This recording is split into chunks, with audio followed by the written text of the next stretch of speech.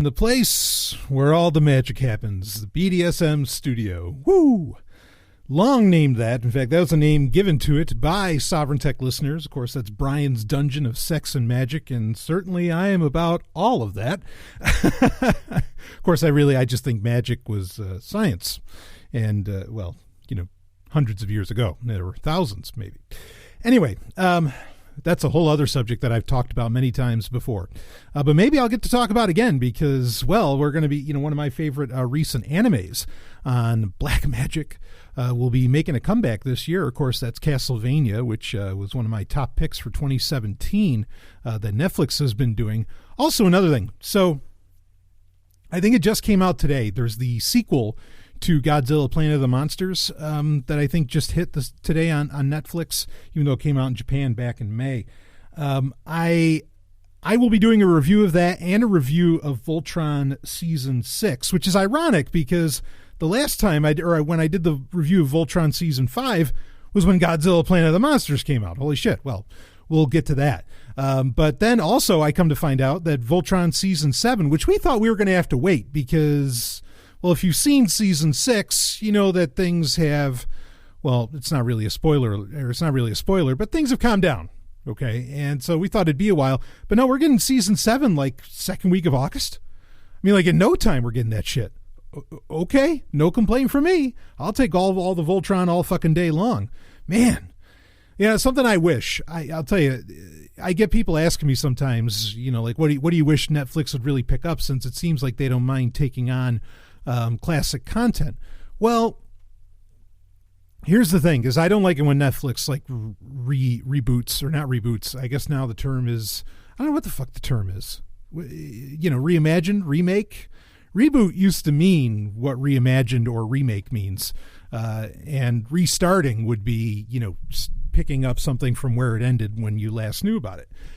I would love it if some fucking buddy would make more Robotech. Because Robotech is it's great. And I mean Robotech, not Macross. Robotech is the greatest fucking, it's got to be, in my opinion, it's pretty much the greatest anime ever made. And I know it's weird because, like, it's a wholly American product, but hot damn, is that so sexy and romantic. I love Robotech. And I'd love more, stuff that even goes beyond the Shadow Chronicles, right? That'd be fantastic. So, fortunately, we get plenty of comic books about that. In fact, didn't we get that Robotech / Voltron crossover, which I think they had to do with the classic Voltron. But anyway, that's a whole other story. So whatever, we're not here to talk about that, but just saying that those are some of the episodes coming up for you in July here very soon.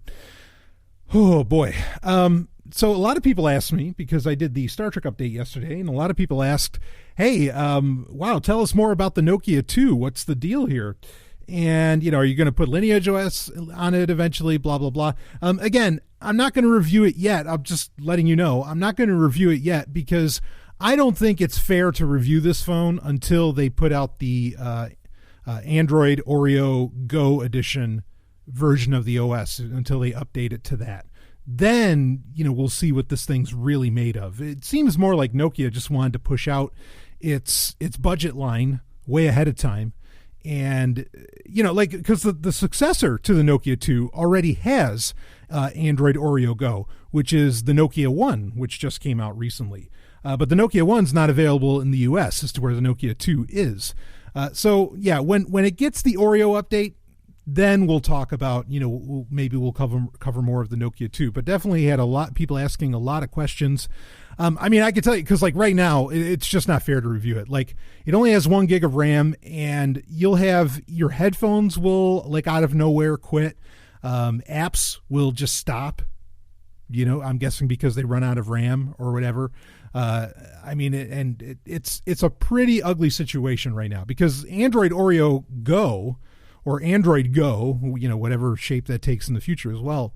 Android Go is supposed to allow for, like, it has specific versions of Maps, Gmail, and all that. Like, it has Maps Go, Gmail Go, YouTube Go, and all these other ones, so that they're not as large. So the operating system, first off, isn't large, but also the Google apps on it aren't as large. And that way you can fit more, say, on an 8 gig onboard storage, as well as do more with only a gig of RAM. Okay, so that's when it'll be fair to review it. So I appreciate people asking about it. But overall, I mean, right now I'm enjoying using it, partly because the fucking battery just won't die. I mean, it has like a 4100 milliampere battery in it and a little 720p screen. I mean, I can hold it in one hand, which is nice, but then also I mean, the thing just won't quit, and you leave it sitting around for days. So anyway, that'll be coming up in the future.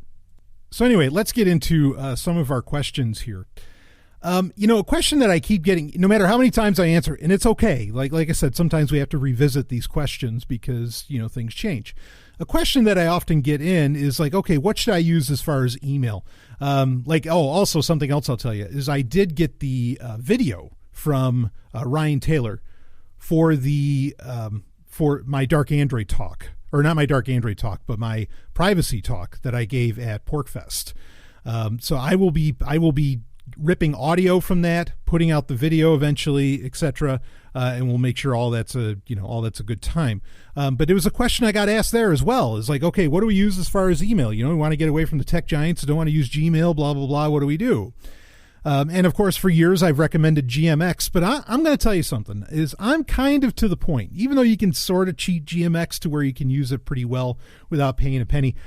I recommended a few months back that people try out fastmail.fm. Now, this is a mail provider that's been around almost as long as there's been webmail.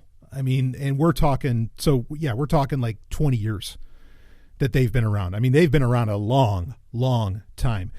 And the important thing to understand with Fastmail is that mail is all they do. Like, that's it. They do mail. I mean, they'll host your domain name and stuff like that. If you want to use a custom domain, sure, they'll do that.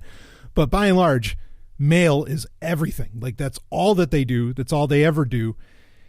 And so I recently, I was informed that I needed to, so I had been using Outlook Premium for my sovereigntech.com email address. And there were reasons for using that, partly because it was able to resolve the DNS issue I was having with sovereigntech.com, because I got sovereigntech.com a long time ago, and there were some issues in getting everything transferred around. And Outlook Premium, got past all that, cut past all that. So I stopped using Outlook Premium, I stopped putting stock in Outlook Premium because Microsoft effectively said, well, we're not going to do this. We're going to be canceling this. We're going to be phasing this out, and we're not really going to be doing it anymore, which is hilarious because they built in so many features. I mean, it really was a well-done mail product. Okay. And it was like $40 a year. And then if you needed them to host your domain name, that was another $10, I think. Just like it is, it's the ICANN, just like almost like an ICANN fee that you get on just about, or, yearly fee that you get on any domain or hosting service like Namecheap or whatever. Okay. But then they said, they more or less said, yeah, you might want to start, getting your affairs in order because we're going to end up killing this sooner or later. And so I was like, okay, I'm just going to get away from it. Now, oddly enough, is Microsoft offered last month, they offered for me to re-up with Outlook Premium. And I'm thinking, like, why? Well, I mean, I get it that they're going to be canceling it. They're not canceling it right now, but it's going to be down the line that they're going to end up canning it. But I'm like, I'm not going to give you any more fucking money. Like, if you're just going to end up canning the service, like, why the hell would I do that? So I had already had it in order to switch over to fastmail.fm. Like, that's what I planned on doing. There's other options I could have gone with. I could have gotten a GApps account. But there ain't no fucking way I'm doing that. There's a bunch of options I could have gone with to do this. So, but I tried out fastmail.fm, and now I'm just, because I get this question all the time. In fact, I got it again last week into Patreon. I got to tell you, like, this is the one. Holy shit. I mean, and you say the name Fastmail, right? But like, they kind of live up to that name in a very real way because everything is fast, and especially, so sure, I have a Gmail account, okay, that I don't use, I use, but I don't use. It's attached to various Google services and whatever, but I don't use it for anything personal or for any kind of important business. But I don't know if you saw where and I think this is what the one question asker that I got asked about this was concerned about, is that they did the huge update to Gmail where they made Gmail look different. Now you can convert it back to the old way and you can kind of leave it that way. I would imagine sooner or later they're going to cut off the old version of Gmail. Okay. But now the new one's out, and I understood what this person was asking, because when they said that it ran really slow on their computer, I tried it out on one of my older machines, and fuck yeah, it takes forever for Gmail to load, which is antithetical to what Gmail was known for. Gmail was known, it was always very feature rich. Like you'd end up with the Hangouts thing on the left-hand side, the calendar and all that stuff. Then there's stuff on the right, blah, blah, blah. Oh, fuck. But it has gotten, if you're on an older machine, or if you're like on a LibreBoot machine, it takes forever for that web interface to come up now. It sucks. Fastmail, when you switch over to that, and I'm not doing an advertisement for them, folks. I don't need to. Okay, I'd love to have them on as a sponsor, but I'm not doing an advertisement for them. But Fastmail, hot damn, in no time, like, does that interface load up? Everything you're doing just loads up, almost instantaneously. It is remarkable how fast Fastmail is. Really pleased with that. It's got a great dark, like you can change themes. It's got a ton of beautiful little features. It can do calendars. It does all that shit. And I've just been nothing but impressed with their setup and what they offer, and how to get it plugged into whatever other mail software that you end up using, be it Thunderbird, or if you're using K9 on Android or whatever you're using. And not only that, they have a lot, like their two-factor authentication options are fantastic. You don't have to use any SMS-based two-factor if you don't want to. You can use your YubiKey or your security key. This is the thing. When a company is solely concentrating like on one fucking thing and just doing that really, really well, you can tell, like you notice. And they've got the security down pat. They've got all this stuff just so locked down. I already set up my YubiKey with it and everything. And and it's beautiful how it's set up. All the different integration, man, it's just, you forget, right? When a company does so many things and email is just kind of an afterthought, you forget just how great of an experience you can get when you get with a company where that's all they fucking do. And fuck, Fastmail's great. And I love the way you can lock it down. You can lock down your account like there's no tomorrow. It's tremendous what they offer. And they allow for you to, do good stuff with your domain if you bring your domain name to them and everything. And I think it's like $40 a year. So it's just like what Outlook Premium was charging, but worth every penny. You get what you pay for, in my opinion. You really get what you pay for. Like, you're paying for email, you get this like really world-class email experience with it. So I'm going to recommend it again. If you want to jump on, get using email, go for it with Fastmail. I was tempted to go with Proton Mail, but I don't really have a problem with Proton Mail so much anymore. But I just didn't do it. I went with Fastmail, and fucking A. I was just blown. I'm still blown away at how well it works. You can set up desktop notifications, which, yes, a lot of sites can do that, but not every email provider can do that. They are making sure that they're on top of every single latest technology within your browser and within security and everything. I was blown away. I was really blown away. And who knows what the fuck Lavaboom's doing, right? Like, I'm still waiting to get all these emails from Lavaboom saying where I can, use the email and everything. I paid for that. Fuck, was that 2 years ago when I put down the Bitcoin on that? Oh, man. So anyway, fastmail.fm. I'm very, very pleased. I should check in on Lavaboom now that I think about it. But regardless, if you're looking for some kind of email, service, pay for it. Go ahead and pay for it. Lay down the $40 a year. I guarantee you're it's totally worth it. You're going to love what you're getting with these guys. I'm still in awe at just how well it works. So yeah, anytime you're emailing bbs@sovereigntech.com, all that's going through Fastmail. So anyway, enough about that. Let's, so we got some kind of fun questions. Some of them I've had to put together. And this is a big one that I've had to put together. So I've gotten a lot of you that have asked, why the fuck are you talking about William Moulton Marston all the time now? And I think I teased in last week's Q&A that I was going to get into it. But we ran out of time. I didn't get the chance to get into it because I ended up going on that crazy tirade about, or not crazy, but I went on going about that tirade about MoviePass and Netflix and movie studios and everything like that. So I didn't get into the question, but the basic gist is that why the hell really? This is pretty much what everybody's asking. Why are you talking about this guy so much? What's the big deal? Of course, I'm not just talking about the guy. Actually, his magnum opus of books is, well, I'm doing it for Sovereign Tech First University, of course, Emotions of Normal People. That more and more parts. We're going to go through the entire book, and I really think that it's something worth going through. In fact, I know I haven't released it yet, but Chapter 3 is where things get a little more interesting, even though I think Chapter 1 was also interesting. I know Chapter 2 is maybe a little on the weaker side, but he's making his points, certainly for the time. But, once we get to Chapter 3 and up, it really gets into fascinating territory. But anyway, I want to explain kind of like why I have this fascination, why this guy keeps coming up a lot as late, and get into that and answer all of your questions. So William Moulton Marston, again, a guy born in the 19th century and would come into prominence in the 20th century. I think he was born in 1893, ends up dying in 1947 at a fairly young age, obviously, as you can tell by those dates. Dies of cancer. He doesn't know that he, shocker of shockers, he doesn't know that he has cancer. Like his family doesn't tell him because they're afraid that he'll blow up. And here's the thing I want to open this up with, because before you think I'm talking all la-di-da and dreamy about this guy, okay, no, he ends up later on in his life, okay, he ends up being really a piece of shit. And I don't know if it's because of health or whatever. But he really he goes on a downward spiral.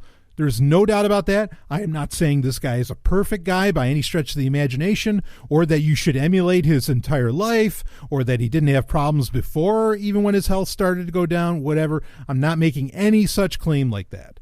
Okay. What I am saying about William Moulton Marston, who is the person that did two major things that people will remember him for. One is his wife and lovers actually, which you find out about, whatever part they had to play in it. And certainly his wife Elizabeth Marston may have had a huge part in, figuring out the polygraph test. Okay. This is the guy that invented the lie detector. Or at least had a major hand in it, as well as the person who directly created Wonder Woman, okay? The comic book character. He created Wonder Woman and wrote the character for quite some time. So this is who we're talking about here, okay? He was also one of the leading psychologists of his day, at Harvard. He was Harvard trained, schooled, the whole thing. He was, recognized as really brilliant and given, courses to do and everything. He was fired eventually from his school, but he was the real deal. So, psychologist, creator of the polygraph, and writer of Wonder Woman. In fact, when he goes away from writing Wonder Woman, you really tell the difference. If you get I think DC sells Volume 1 and Volume 2, The Golden Age of Wonder Woman. Those are specifically the Marston years, or what he would go by his comic book pen name, which was Charles Moulton. Okay, which is why people didn't equate William Marston with the creator of Wonder Woman, nor did they, equate the creator of Wonder Woman with the guy that invented the polygraph test, right? So we're talking about a very interesting character here, no doubt. And I got into quite a bit of this in the opening in Chapter 1, the first part of Emotions of Normal People. I gave you an introduction, a very basic introduction into who and what he was. But, we can go into maybe a little more depth. If you really want to go into depth, there's two books that I recommend that you read or that you listen to or read, whatever. And they're fairly new. These have only come out in the past couple of years. The one is by Jill Lepore, which is The Secret History of Wonder Woman, okay, which is all about the Marstons. And then the other one is Wonder Woman Unbound by Tim Hanley. Now, Wonder Woman Unbound gets into a lot about the Marstons, But it also spends a lot of time talking about comic book characters in general, not just Wonder Woman. It's a fascinating book on its own. Whether you're looking into Marston or not, it's a really, really interesting book. And it quotes a lot of what Jill Lepore did for Secret History of Wonder Woman. Okay, so if you really want to know about Marston, Secret History of Wonder Woman is the better book as far as those goes, if you only want to choose one. But Wonder Woman Unbound is also, a fascinating exploration and has some independent work. And also it gets into the broader context of what the comic book industry was like in the 30s and 40s to explain, how something like Wonder Woman could really happen. So I do recommend both of those books. If I can think of it, I will put links to them in the show notes for this episode for you to check out. But yeah, and I thought they were both tremendous reads. I loved both of those books and very insightful. And I read them because not that I needed to know more about Wonder Woman, necessarily, because as you read these books, of course, you understand. And if you're a comic book fan, you know how this goes. There have been multiple ages of comic books, right? There's the Golden Age, Silver Age, Bronze, whatever. There's all these different ages of comic books, okay? Then the modern age, blah, blah, blah. Where the characters could have completely different outlooks on life. The characters can have completely different origins. The comic book industry has never really had, there's been attempts at doing it, and there's been different spans of time, some better than others, where it tried to have a cohesive canon or bring together a cohesive picture. But serious comic book fans know that that's just not the case.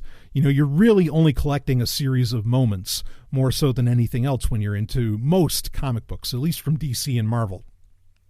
So, I didn't really need, because learning about Wonder Woman's history is interesting, the history of the character itself, but that it doesn't really hold any bearing today. Not really. So, the only reason you're maybe interested in that is, if you didn't know about the Golden Age comic book era, or if you wanted to know about the creators of these characters, themselves. And in this case, this was more of the, this was the holding interest with a lot of this. So William Moulton Marston, to talk about him a little bit and why I think he's such a fascinating character. Well, I'll spell it right out for you, and we have other questions to get to. Okay, but I'm going to spell this right out for you here. I can relate to the guy. I can really relate to the guy. He, not that I went to Harvard, not that I'm a psychologist. When I was in the military, I was in psychological operations, but that's really not the same thing.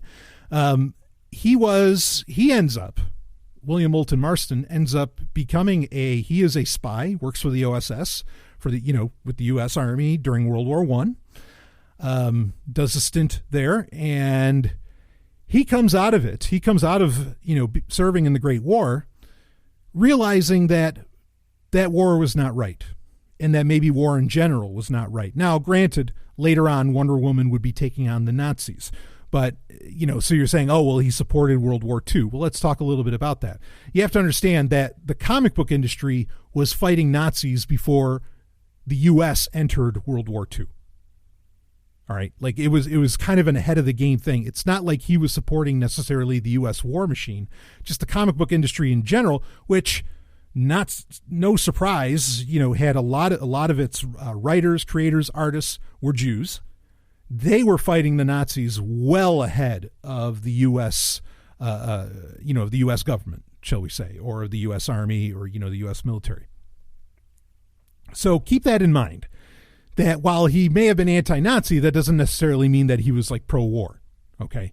Even though, one could make that argument, and fine, whatever. I know a lot of people who have, perfectly anti-war leanings, but then you talk to them about World War II and, they start to make comments like, well, maybe we needed that one, whatever. Okay. That's not the kind of commentary I want to get into right now. It's a whole other situation. But I just wanted to bring up, okay, this guy gets anti-war leanings, and then what's he doing creating a character that's punching Nazis? Well, there you go. There's a bit of explanation on that. And this is an important thing to bring up quickly, is that there's a lot known thanks to personal correspondence and some other things about William Moulton Marston and the entire Marston family, which would include more than 2 adults. But also a lot of that information was kept secret for over 60 years. And no, like nobody, or well, at least over 50, and nobody was the wiser. Nobody really made all these connections over who this guy was and what his life was like. Not really, until much, much later on, until after, pretty much everybody's dead and gone as far as the Marston family goes, except for maybe the kids. So, as far as like getting into the head space of a lot of what he was doing, especially in the 40s, what William Moulton Marston was doing, that's a tough call because, like he led a very private life, and he had to lead a private life because let's talk about what happens next. So he gets out of the, out of serving in the U.S. military. He's no longer a spy with the OSS, and he goes on to become a professor effectively of psychology. He develops his own system is called DISC theory, okay, which DISC stands for dominance, inducement, submission, and compliance, okay. And his basic gist is that, and you can hear this when you listen to the Sovereign Tech First University readings that I've done so far of Emotions of Normal People. You can get the idea of what he's talking about, of how, he feels like these 4 things are the cornerstones of human interaction.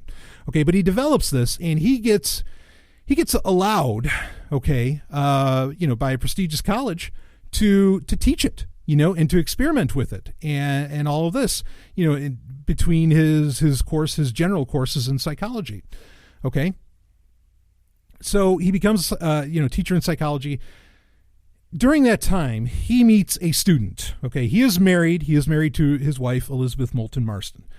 Granted, while even though he's married before he goes into the war, when he's in the war, he does end up having a relationship with another woman.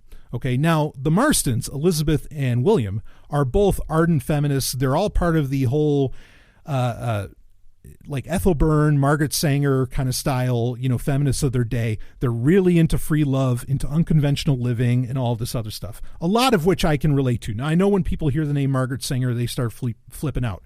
We can talk about that another time, okay? Because I think that, well, if you're a libertarian, I think that you hear certain names and you immediately attribute certain things what I think you do is a lot of times you end up throwing out the baby with the bathwater. Okay. And I like to remedy that on Sovereign Tech when we talk about ethics and when we talk about history and some of these figures who are pivotal perhaps in the development of science, which I would argue William Moulton Marston was, whether people realize it or not, or at the very least he was an espouser of a lot of science. Some stuff that is still kind of interesting, like psychons, within the conversation of what is consciousness and all of that. So anyway, so again, these are people that practice free love. In fact, in the movie, which I've talked about many times, Professor Marston and Wonder Woman, there's a point where his wife, Elizabeth, says to him, I'm your wife, not your jailer, saying, go ahead and fuck who you want, And so while he's in the military, he does end up meeting a woman. I think her name is Elizabeth Huntley, not to be confused with Elizabeth Marston. But anyway, we'll call her Miss Huntley. He ends up starting a relationship with her, and the relationship kind of fizzles when he gets back to normal life and he starts teaching psychology and everything, at university. But his idea that he stoops a lot and whatever, and they there's other not necessarily other partners but other people involved. That doesn't go away, and eventually he meets a student. Now you can certainly argue about, wait a minute, what's the ethics of stooping a student, right? Of a professor stooping a student, that's considered ixnay on the hombre today, right? Okay, that's another conversation that we can get into. But bottom line being is he meets a woman named Olive Byrne, who is, not uninterestingly, the daughter of Ethel Byrne, and Ethel Byrne is the sister to Margaret Sanger, okay? And again, like I said, Elizabeth Marston and William Moulton Marston have all been active in the feminist movement of that day, are very familiar with Ethel Byrne and Margaret Sanger, but just didn't connect that Olive Byrne was in any way related to them. So she ends up working with them on their project of the lie detector test. Okay, Olive Byrne does. And eventually, William Moulton Marston, or whatever the timeline is for this, there's some speculation here, he ends up falling in love with Olive Byrne. And sooner or later, Elizabeth Marston also ends up falling in love with Olive Byrne. And they become a full-on triad, okay, a triad relationship to where, like he has kids with Olive and he has kids with Elizabeth, with both his wife and his lover. And eventually in their home, and this is after they get fired from university, from their jobs in teaching, eventually they have a fourth. Miss Huntley comes back. And so you have a household with, 5 kids or so, from different mothers. And you have, one guy, and then you have the 3 adult women that are involved. None of the kids are Miss Huntley's, though. Okay, but it's a completely, this isn't Mormon polygamy, okay? They are all in love with each other, all right? Like everybody's loving everybody. This is totally equitable, as to where oftentimes in Mormon polygamy, where there can be genuine problems, not all the wives don't all sleep with each other. They just sleep with the guy. This was a case where the women were all sleeping with each other as much as they were sleeping with William Marston. Okay. So, but he's most famous for the triad. There's not a whole lot to be known about how, what was the sexual proclivity with Miss Huntley, but she was there regardless. So this is a guy who, then he's going on, and his whole purpose with developing disc theory and emotions of normal people, according to him anyway, is that he wants to, and this is his claim, is that politics and economics are not going to stop wars from happening. They, the only way we're going to solve war and solve violence and, solve all this crap going on is by solving the problems of men's hearts. And so this is where disc theory comes in. Okay. Now, all of this, and then he starts, when he creates Wonder Woman, which eventually he does that because look, he's got to make money somehow. And so he figures out, he's like, oh, okay, all right, comic books are popular, blah, blah, blah. I'll get into, creating a comic book character. But he creates this comic book character with the purpose of espousing his ideology. Okay, with espousing disc theory, with espousing all kinds of other stuff, and honestly, to espouse sex and bondage and a lot of other things, okay? Not just disc theory in the raw. And obviously, Wonder Woman becomes a sensation. I mean, and, the rest is history, right? Like everybody knows just how well Wonder Woman did, even though there's some interesting how things changed after William Marston died in 1947 and so on. There's some interesting things around that. But bottom line being, in the abstract, he created fiction to espouse his ideas, okay, and to share them with the world and, maybe make his little dent on the earth, as it were. So this is a guy who I can relate to a lot, and that's why I get so excited about him. And not only that, it's not only that I can relate to him, and I'll explain why in a second, okay, but that he was doing let me explain that first. Okay, do these things in order. So this is a guy that, again, I can really, really relate to because he's into free love, just like me. He's doing polyamory long before that's even a word, triad, all that stuff, right? So he's doing that. He served in the military, comes out of a war realizing just how fucking horrendous war is and that it should never happen again, and he makes moves to keep it from ever happening again.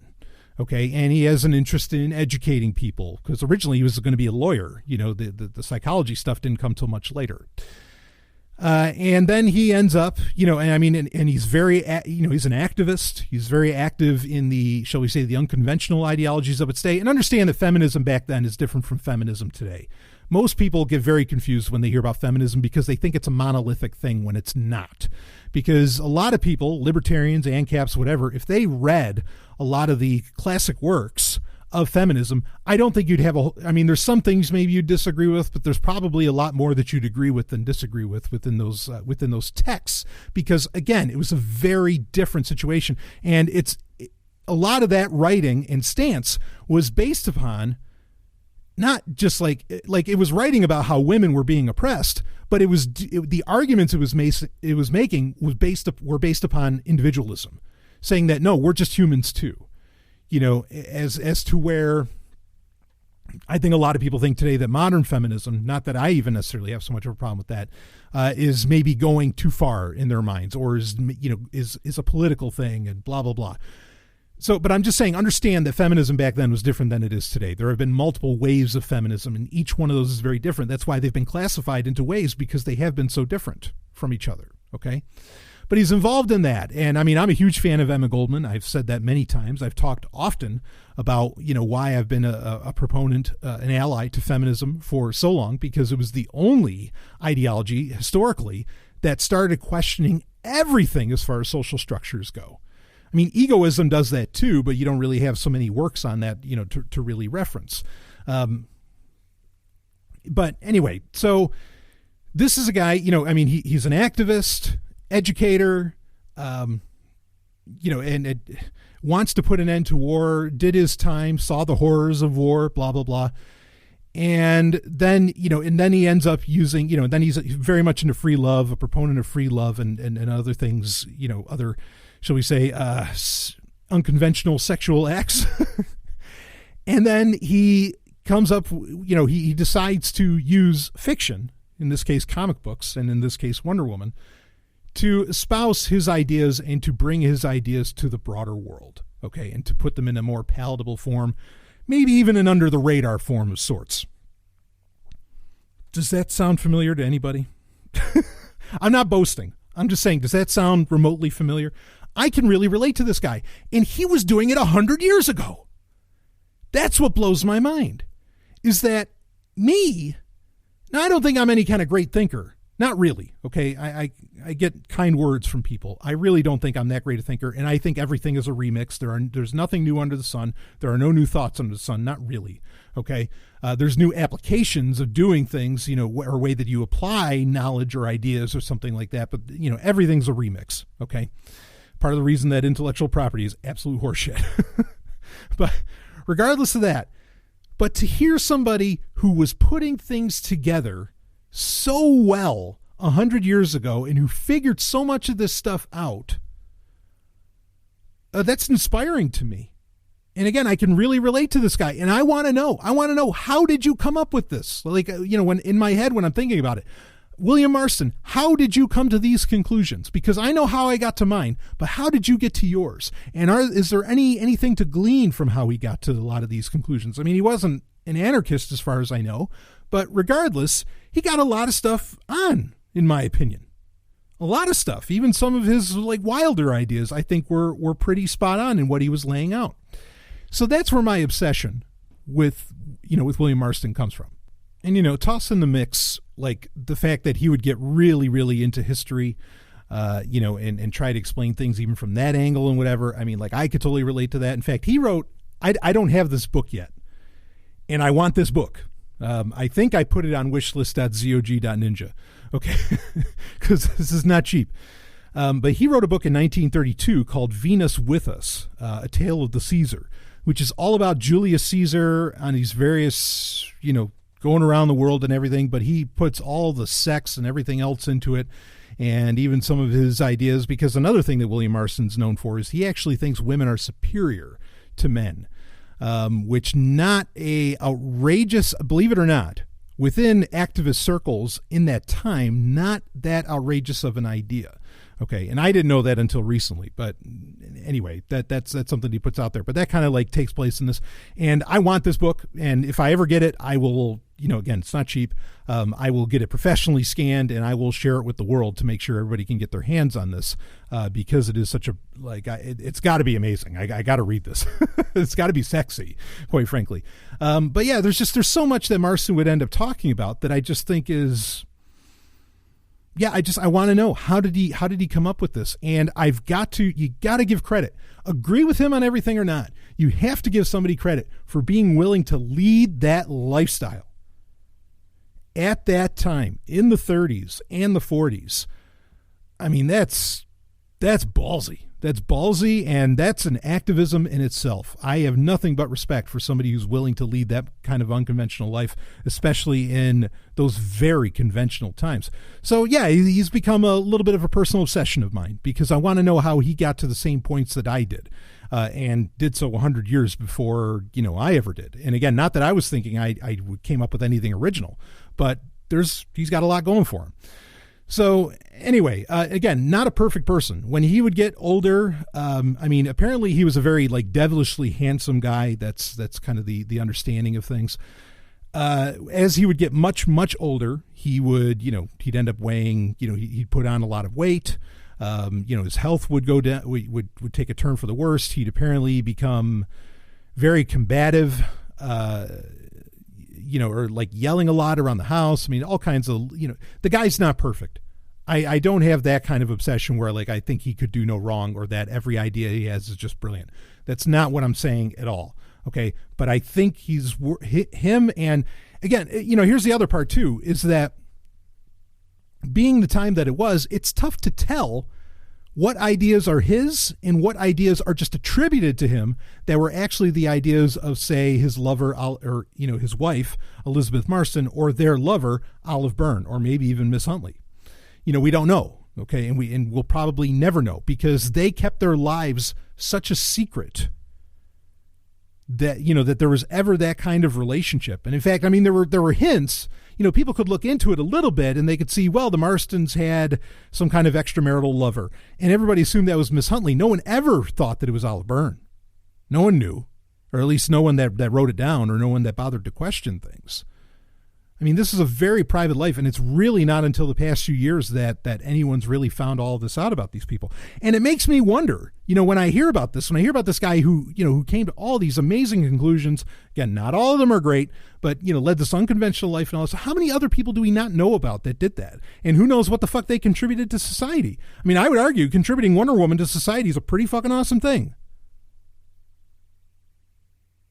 And maybe he had more that he wanted to contribute, or if it wasn't him, his wife, or Olive, or whoever,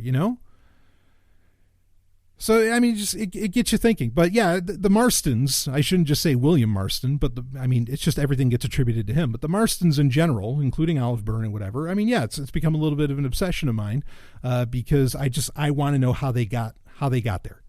How did they come to these conclusions? What allowed for that to happen? Because it's pretty incredible. So anyway, we'll talk about that more, as these ideas, anything that I find interesting that he talks about will get integrated into my own ideology, which of course totally comes out on display on Sovereign Tech. My ideologies always have. That's part of, and I freely admit that on the show, that my ideology, my ethics colors everything that I talk about. So, if there's something that I find interesting, I'll probably inject it in. But I do recommend you explore these characters of history, because I think there may be a lot to learn from what they, if anything, just from the fact that they were willing and able to lead that lifestyle in a time that was no way amenable to any of that. So, all right, let's move on to another question. I got a follow-up question from this past week's episode of Sovereign Tech, which was from the AMA that we did, that Ellen, Stephanie, and I did, where we were asked specifically to be asked to all three of us by a listener, if you could live on what would be your top 3 fictional worlds or something. And so I had a couple people actually get in touch with me saying, hey, could you tell us a couple of the odder ones? Because I said I could probably come up with some odder planets that I'd want to live on than necessarily something off of Star Trek or out of Star Wars or something like that. And when I got the couple questions, I thought about it for a minute, and I was like, no, not really, actually. I more or less came to the conclusion that I'm actually way more interested in ships when it comes to science fiction or fictional realms than, ships and space stations and things like that, or cities, or like Atlantis, than I am on the actual planets themselves, And so I don't really have any other ones. I kind of want to say Sappho 3, but that's a planet of my own creation, if you read the Sovereign Tech newsletter, and is technically, I guess, Star Trek. But I wonder why it was called Sappho. Anyway, that's... yeah, had fun with that. But other than that, no. Like when I actually like tried to sit down and think about it, you know, like, I mean, if you ask me what ship I want to be on, I could think of a million, you know, Sequest or, you know, obviously the Enterprise, depending upon which one, even, you know, whatever. Like I could go on and on about that. But as far as actual planets, yeah, that was kind of a tough call. I got to admit, it was a great question. It was an awesome question, but it's like, it's amazing. It kind of got me thinking about just how big of a part planets play in science fiction in general. And do they play much of a part? I mean, another thing, like I'd love to live, you know, effectively on one of what is a culture ship, right? Because they don't necessarily like to inhabit planets, you know, from Ian Banks's Culture series. But yeah, it's what I got. And I don't think you can count Ringworld or anything, you know? So there you go. Anyway, okay, another question. This is a fun one. So the person pretty much says they're the ones that have been asking this whole time all the greatest of all time questions. And they were wondering about the best PlayStation 2 game of all time. Actually, they asked me if I'd do a top 8. I don't know that I could do I can do a top 8. There's definitely 8 great PlayStation 2 games. Let's be clear here about the PlayStation 2. Next to maybe the Wii, or, I mean, if we're talking raw sales, there's a debate whether or not the PS2 or the Wii are the best-selling systems of all time. Or do you count the Game Boy, the original Game Boy, all the way to Game Boy Color and Game Boy Advance? Is that actually just one system? Just like it's a family of systems? And that the Game Boy is actually the best-selling game system of all time? I mean, there's arguments to go around about this, but the PlayStation 2 has an argument for being the best-selling game system of all time, and I think has a great argument to be made. It's not my favorite, but has a great argument to be made for being the greatest game system of all time. I don't think that's unheard of. But here's the thing, is that, you know, to base the PlayStation 2, to say that it's the reason it was such a great selling system was because the games are that great, I think is a mistake to make. Okay. So we're going to talk gaming here for a little bit, then we'll get into your album of the week. But I think that's a mistake to make. And the reason I say that is that really the reason the PlayStation 2, I think, sold so well is because it was the cheapest DVD player in the world for a long time. And that's it. DVDs were the new hotness, and you could lay down, you know, a couple $100, whatever, for a PS2. And at the time, that was a cheap DVD player. You know, or if it was a little bit less, that was a cheap DVD player for a long, long time. It was more or less the cheapest DVD player out there. And that did well. And I mean, look, there's a reason that Blu-ray and, you know, the successor to DVD, that Blu-ray and the PlayStation 3 were released kind of in conjunction. Both Sony technologies, more or less. I mean, Blu-ray is pretty much a Sony technology, and of course the PlayStation 3 obviously is. But Sony knew that the reason the PlayStation 2 sold so well was because it could play DVDs. I mean, they're totally aware of that. And that's why there was that very careful timing of the PlayStation 3 and Blu-ray marketing, really. Okay? So to say that it's like, it's, even if you give me the argument, even if you showed me solid numbers, that the PlayStation 2 is the greatest, you know, or the biggest selling game system of all time, I would argue against that point. And look, I love the PlayStation 2. I mean, I fucking love it. Like, some of my favorite games of all time exist on the PlayStation 2. Okay, I'm not saying the PlayStation 2 is shit. I'm not saying it's not deserving of its luster and of its you know, reputation. I'm not saying that at all. I'm saying that I think the numbers are very skewed because a lot of people bought that to be a DVD player, not to be a game machine. So it's tough to say, I think, that it's the greatest selling game machine of all time. As to where when you say the Wii is, I think that's a much easier argument for that. So anyway, even though I would also argue that the PlayStation 2 has a much better game library than the Wii ever had. And I love the Wii. I mean, I really love the Wii. But the PlayStation 2, you know, killed it. Did great as far as like having a game library, and it didn't hurt that you could play every PlayStation 1 game onto the PlayStation 2, which at the time was unheard of, to have that kind of backwards compatibility, and that set a whole new trend in the gaming industry. PlayStation 2, I mean, just a landmark system. You know, one of the most important, if not the most important, and you know, you want to talk about importance? Yeah, then I might accept your argument about PlayStation 2. If not the most important game system of all time. I totally understand. Not the most advanced, not any of that stuff by a long shot, but important, fuck yes. So anyway, yeah, I love the PlayStation 2. As far as paring it down to one game on it that I think is the greatest, oh boy. I mean, I could do a top 8 with it, but I'll tell you, the game I played the most on it was Spy Hunter. But Spy Hunter was available on Xbox. It was on GameCube. I mean, that was available kind of across the board. Spy Hunter Nowhere to Run, I think that might have been a PlayStation 2 only title. I love that. That has The Rock in it, actually. I love the Spy Hunter games. I mean, just fucking love them. But you can't call that, like, that's one of my favorite games of all time, but you can't exactly say it's the greatest PlayStation 2 game of all time, right? I mean, that's kind of tough to call. I would probably, and this is also one of my favorite games of all time, I'd probably hand it over. I'd give it to Gradius 5.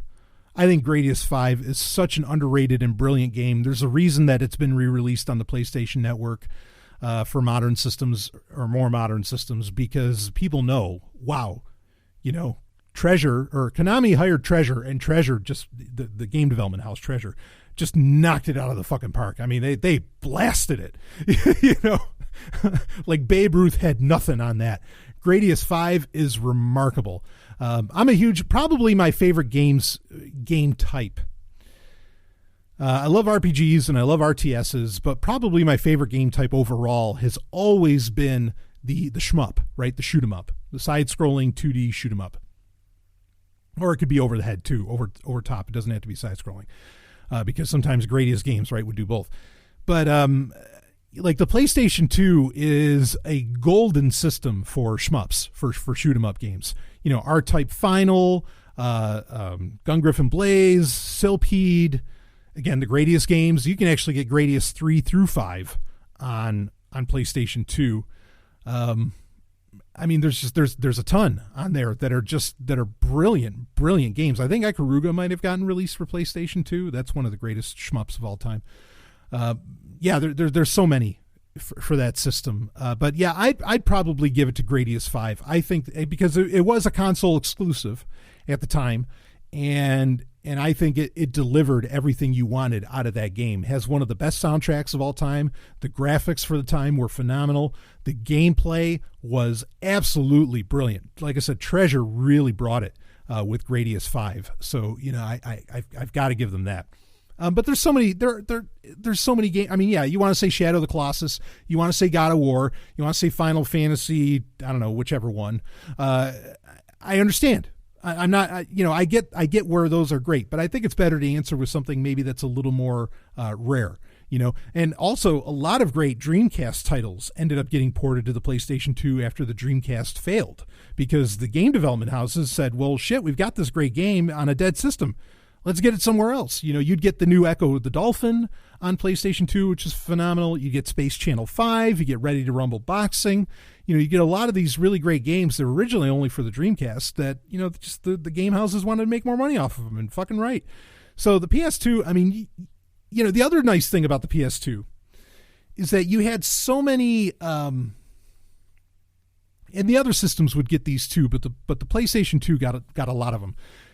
Kind of like the Nintendo DS, where you'd get so many games that were, or game discs, I should say, that were collections, that were historical collections of classic gaming. Like you'd get SNK Volume 1, you'd get the Midway Arcade Treasures Volumes 1 through 3, you know, you get the Street Fighter collection, you'd get all these other ones. I mean, just a crazy amount. You could have, with the PlayStation 2 alone, you could really get into, I mean, you could have a retro gaming machine that is completely unmatched. And I'm not even talking about, you know, putting like Free McBoot onto a memory card for the PlayStation 2. That's a whole other conversation, where you could play so many game systems on a PlayStation 2. I mean, it just gets nuts, you know, in a lot of ways, especially, boy, if you know, all right, I'll tell you, if you get Free McBoot involved, if you start saying, well, what if I have a PlayStation 2 with Free McBoot on it?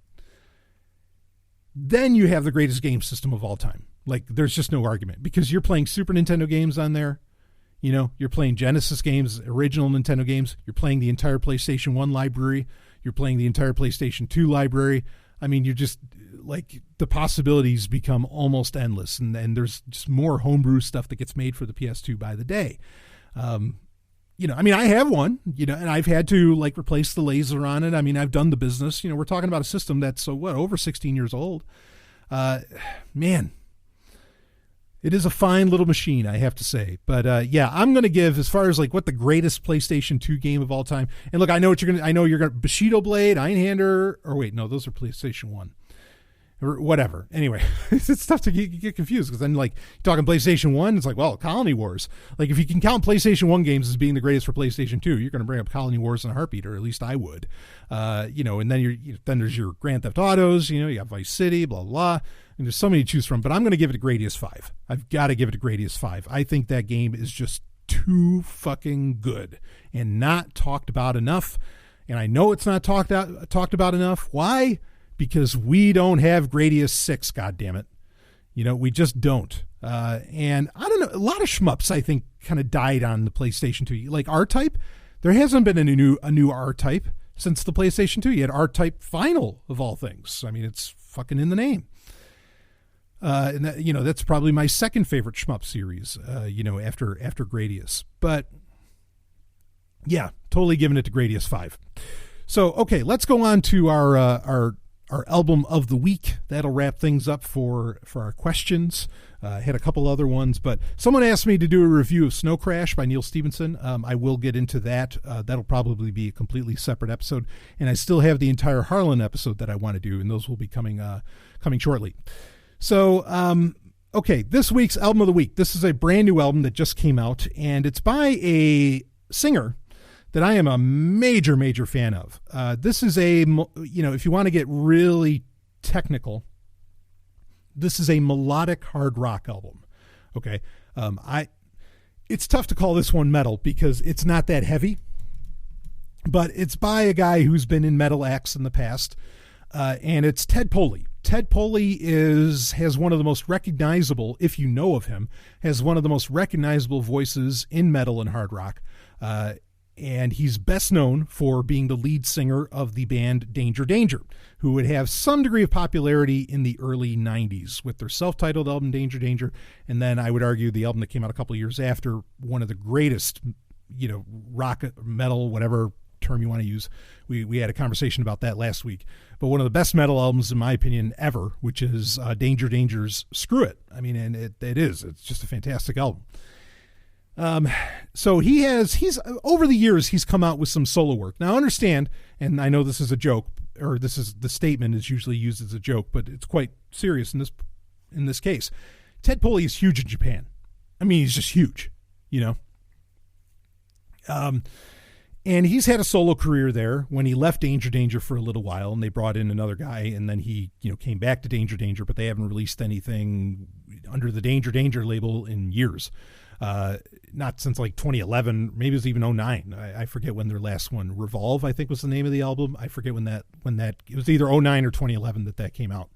But anyway, he's done a few different other things. He also has another band called Tokyo Motor Fist, which has done one album that came out, I think, in 2016. Brilliant album. And that's got a little more riffage to it than this. But he just came out with another solo album called Modern Art. And this is very heavy on the melody, okay? And not so heavy on the rock. But it is a rocker. There's electric guitar in there, and there's some good times.